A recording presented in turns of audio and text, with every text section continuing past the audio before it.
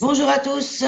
Euh, Nous voici en direct sur la page Facebook du collectif de libération des émotions. Aujourd'hui, c'est dimanche pour ceux qui ne le sauraient pas.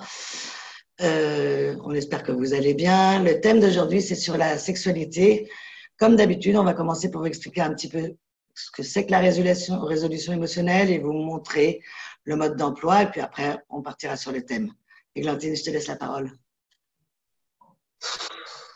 La barbe. Tout ce linge à plier. Tout le linge d'il y a 15 jours que j'ai toujours pas plié. Ouais, bon, c'est pas grave. J'attends, je vais attendre. Je vais faire autre chose, on est dimanche. Je vais profiter. Je vais faire ma petite balade d'1 heure. Et puis on verra ça plus tard. Ouais, mais bon, quand même, c'est bête, quoi. C'est bête. J'ai un quart d'heure avant. Ouais, quand même, c'est bête. Et puis en plus, je sais faire, je sais résoudre. Donc là, je suis en perturbation, en fait. Il me suffit juste d'aller regarder dans mon corps, de laisser faire mon corps. Il suffit juste de dire à mon corps de faire son job, quoi. Alors du coup, qu'est-ce que ça fait dans mon corps? Là, ça fait une pointe là. Qu'est-ce que ça fait d'autre dans mon corps? Là, j'ai le cœur qui bat un petit peu fort. Je vais laisser faire. Je vais laisser faire, je vais voir un peu ce qui se passe. Comment ça évolue. Ah, ça se calme là. Le corps, le cœur se met à battre moins fort. Ah, ça me fait un truc dans la hanche. Au niveau du dos, là, ça me gratte. Ouais. Ah, c'est calme, ça s'est apaisé. Ouais, mais en fait, vaut mieux que je le fasse maintenant parce qu'en fait, ça sera fait. Puis comme ça, je profiterai encore plus de mon après-midi. Écoutez, les filles, je vais aller plier ma bannière de linge et puis je reviens vous voir. Ça marche? Super. Merci, Églantine. Dis-nous là, qu'est-ce qui s'est passé juste là pour toi? Qu'est-ce qui fait que tu as fait ton linge, Églantine? Eh ben, en fait, pour moi, ce qui s'est passé, c'est que ça m'a demandé un vrai effort de pouvoir laisser faire mon corps. Donc, ça a été vraiment un mouvement qui a été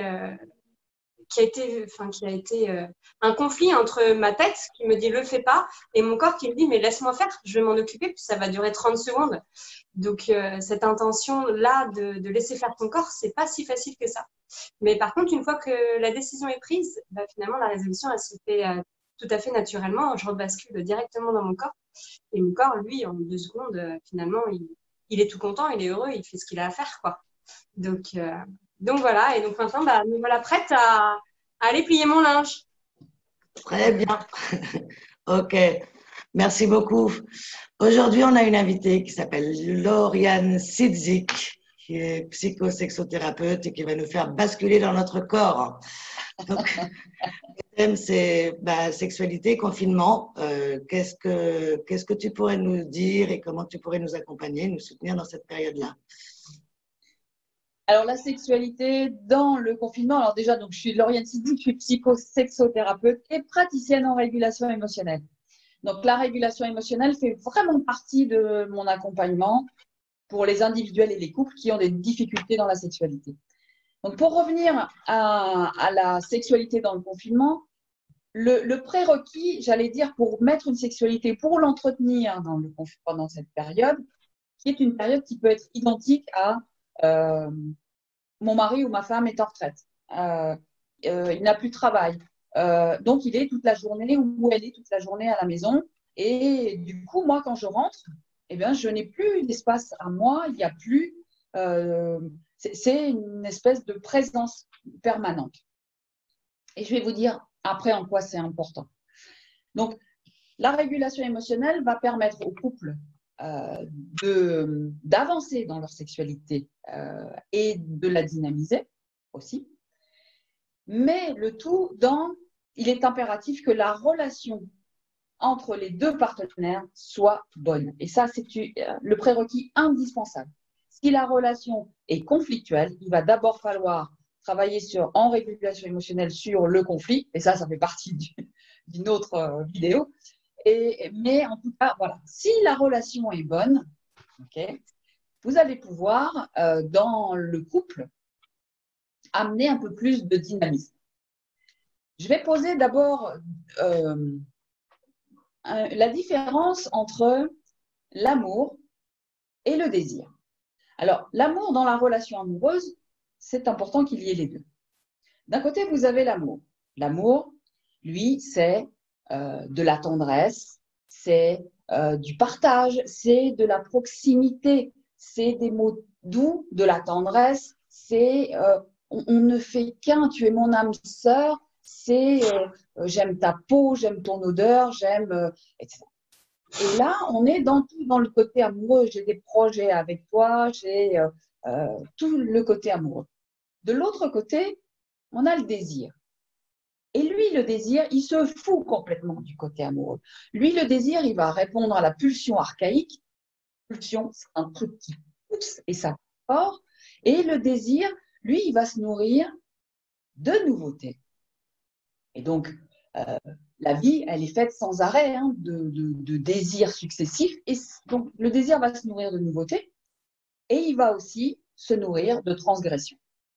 C'est-à-dire qu'il va falloir transgresser les interdits pour que la sexualité puisse animer quelque chose. Un peu comme, je fais souvent le parallèle avec la petite Mélis, par exemple. La petite Mélis, elle adore les confitures. Et ça tombe bien parce que sa maman, elle fait super bien les confitures. Et donc, la petite Mélis, elle est contente parce que sa maman a fait des confitures. Et la maman dit, ma petite fille, j'ai fait des confitures, celles que tu préfères. Et je les ai mises en haut du placard. Et tu n'as pas intérêt d'y toucher. Fait quoi, la petite Mélis, dès que maman, elle veut tourner, elle attrape un tabouret, elle va monter en haut de l'armoire, elle attrape le pot de confiture, elle mange, elle goûte, d'un seul coup, elle entend un bruit, elle fait voilà.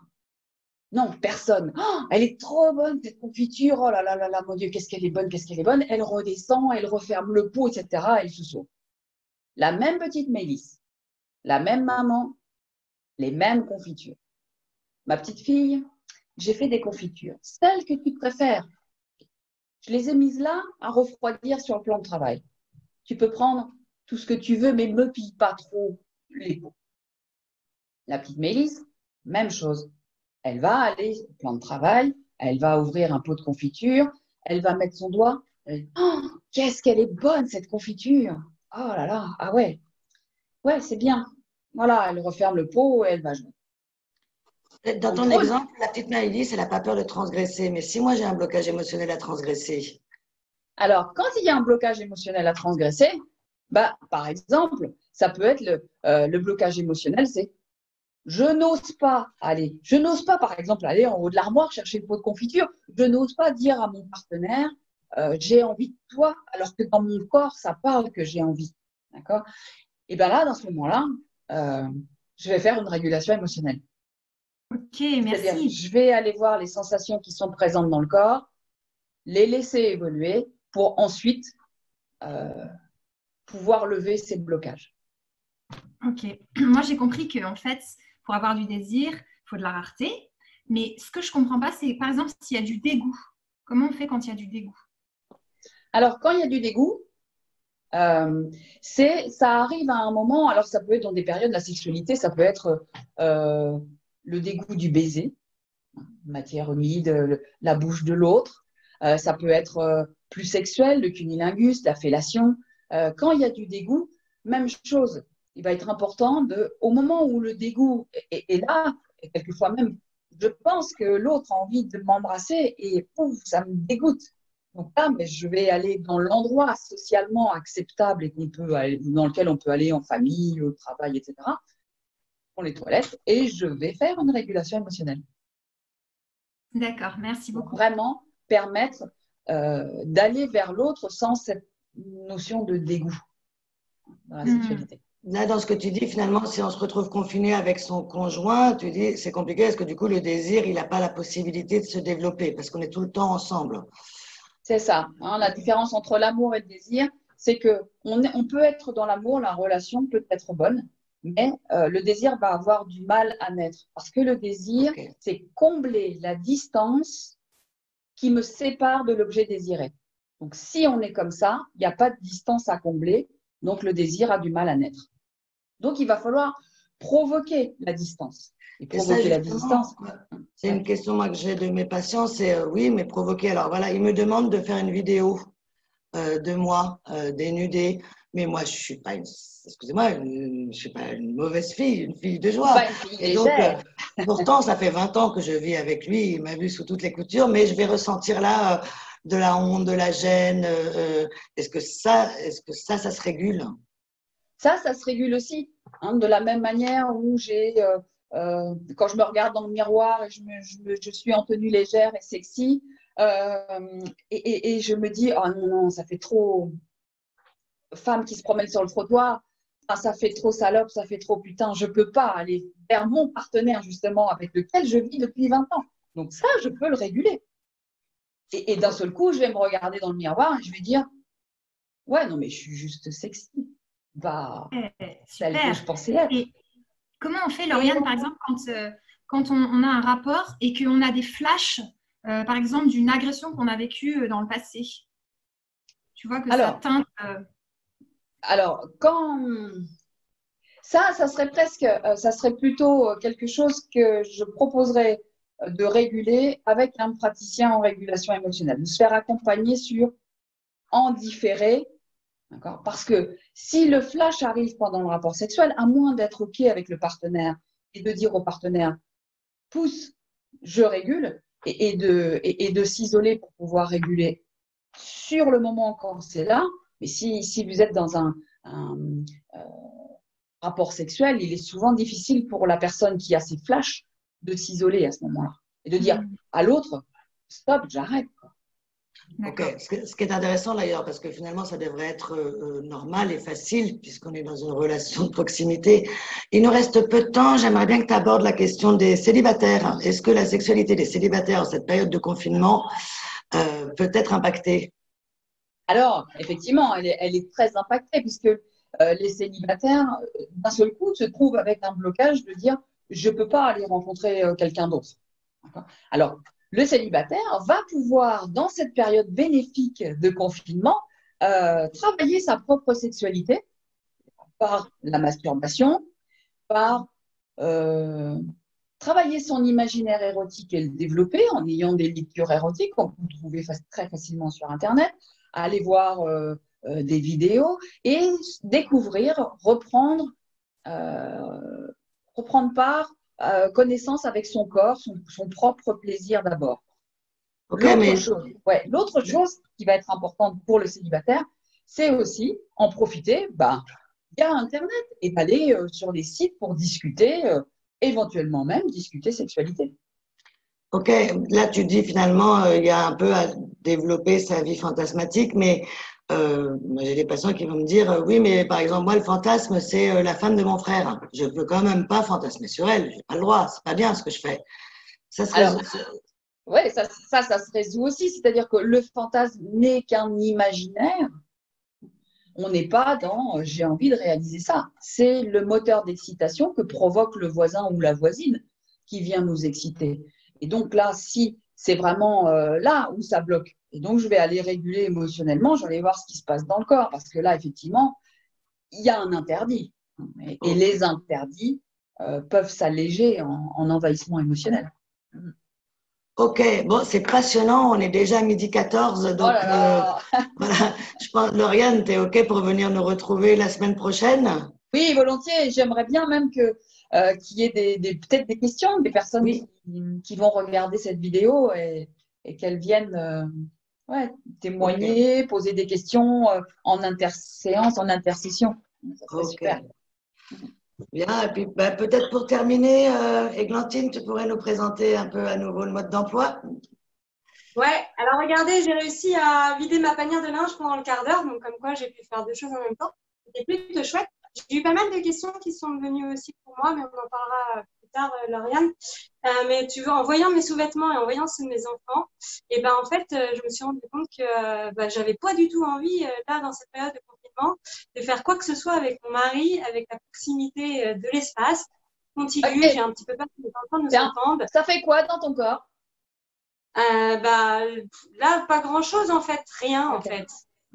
Mais je sens que ça me perturbe quand même. Enfin, du coup, c'est j'ai un peu chaud, en fait. C'est un petit peu chaud. Tu penses que là, je peux laisser faire mon corps ou pas? Ferme les yeux. Ouais. Autre chose dans le corps? J'ai les pieds qui deviennent de plus en plus brûlants. Okay. De plus en plus brûlants. D'accord. Alors, laisse évoluer les sensations. Signale les évolutions au fur et à mesure. Ça me prend un peu dans la gorge, comme si ma gorge se serrait. Laisse faire. Laisse faire. Ma mâchoire, elle est crispée, mais elle se détend. Ah, ça me siffle un peu dans l'oreille. Laisse faire. Ah, ça me pique le nez. Laisse évoluer.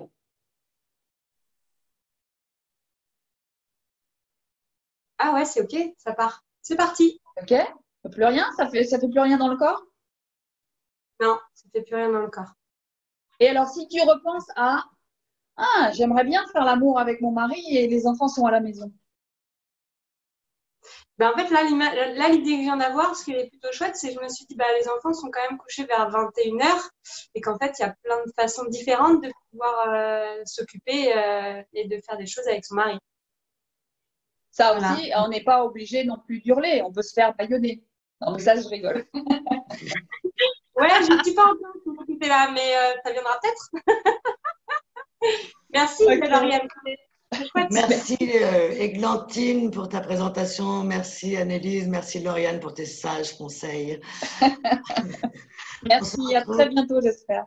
Demain, midi, même heure, même lieu. Merci à tous. Profitez bien. Au revoir. Au revoir.